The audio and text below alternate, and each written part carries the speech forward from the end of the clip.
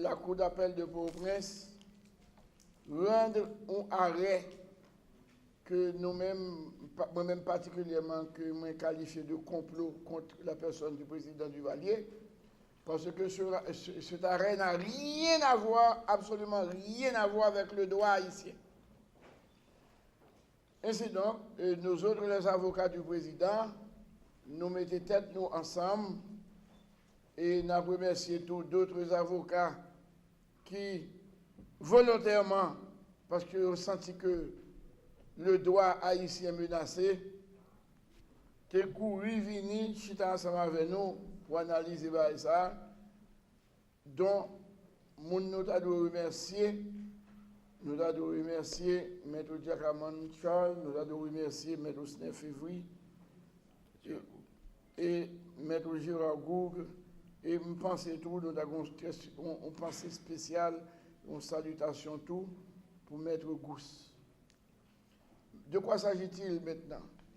Nous connaissons que le conseil de monde qui te met tête ensemble depuis le président Duvalier entré dans le pays. Eh bien, ils te mettent tête ensemble, ils disent qu'il faut que juger Jean-Claude Duvalier pour le même jugement synonyme de condamnation. Donc ça veut dire qu'il faut mettre en prison. Alors que pour mettre le monde en prison, il faut mettre lui sous des lois préalablement établies et publiées. Voilà que un bon monde, je viens porter plainte, sans que je n'ai pas besoin d'entrer dans le fond de l'affaire, parce que tout le monde connaît que en droit, tout faire avancer doit être prouvé. Yannick dit aux victimes, et puis la Cour d'appel dit oui, c'est vous aux victimes sans preuve. Bon. Maintenant, le juge Jean avait rendu une ordonnance, côté que il dit que tout bagage ça mon yap dit, c'est pas l'empile, c'est pas qui prescrit fort longtemps. Et quand on délit prescrit, pas aucune loi encore qui arrive. C'est comme si on mourit et puis on dit on va le lever. Et puis l'incinérer déjà et puis on va le lever. Et bien bon, ils ont décidé de faire appel. Et m'a fait nous comprendre que gain là dans qui va même porter plainte en première instance, c'est un appel et arrêt à ça.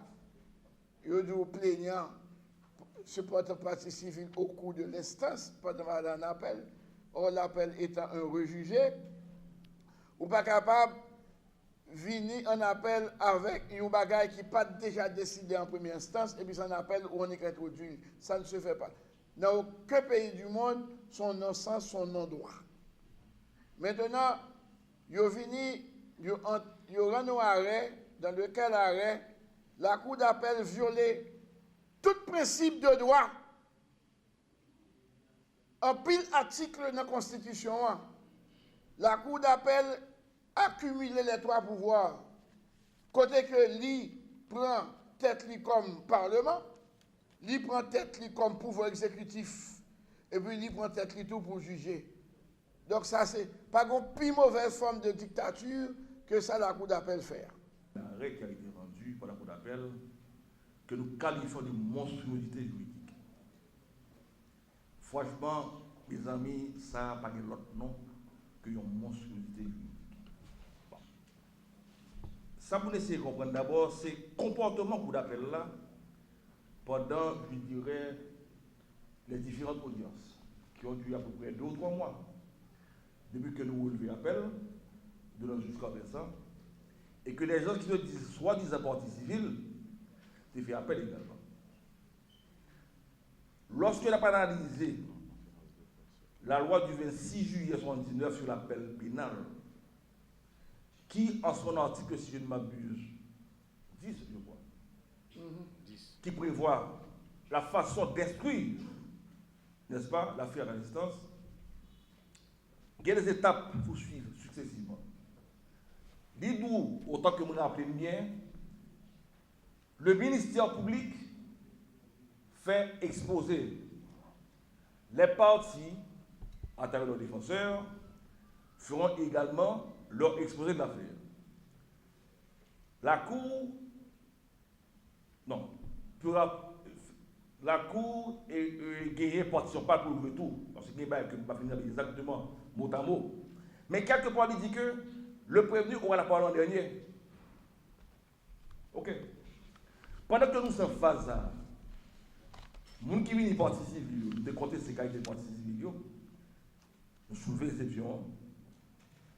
La Cour tendait, nous, pas dire rien, il y a une décision, il demande comparution, monsieur Jean-Claude Duvalier. Ça veut dire que c'est les gens qui ont gagné un bagage dans la tête que vous voulez exécuter, et il a fait en marge de la loi et en marge de la Constitution. Je lis l'article 45 pour que vous soyez imprégnés de ce que nous disons. L'article 45 de la Constitution, je vous dis, qui dit le régime des peines,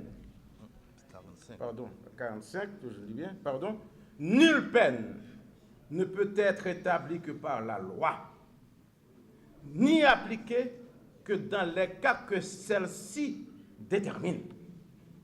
Que les juges de la Cour d'appel me disent ici quelle loi de la République a défini, a traité les notions de crime contre l'humanité.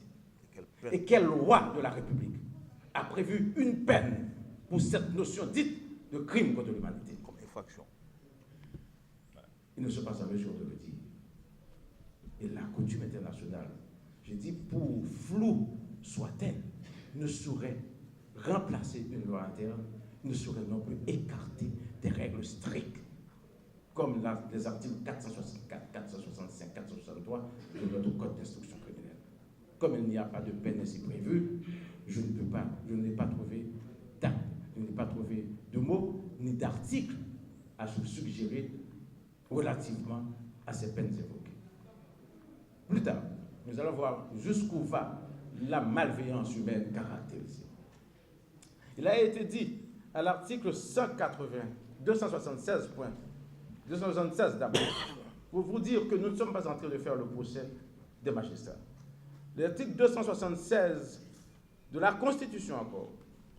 L'Assemblée nationale ne peut ratifier aucun traité, convention ou accords internationaux comportant des clauses contraires à la Constitution. Nous ne savons pas encore la valeur de la coutume, si c'est la force contraignante, quelle institution l'avait reconnue, l'avait sanctionnée et lui avait permis d'entrer dans l'ordonnancement juridique interne de ce pays, et vous présumez, en tant que magistrat, que c'est une règle de droit qui écarte nos règles déjà établies. Je lis l'article 276.1 qui vous dit en plus la ratification des traités, des conventions et accords internationaux est donnée sous forme de décret. Où est le décret de l'Assemblée nationale? Nous ne l'avions pas encore eu. Nous ne l'avions pas eu. Troisième disposition, les traités ou accords, une fois sanctionnés et ratifiés, une fois sanctionnés et ratifiés dans les formes prévues par la Constitution, font partie de la législation interne. Qu'un juge, qu'un magistrat, pour avertir soit-il, ou pour réduire d'esprit soit-il, me donne la preuve ici d'une convention portant sur les crimes contre l'humanité qui a été signée par Haïti et ratifiée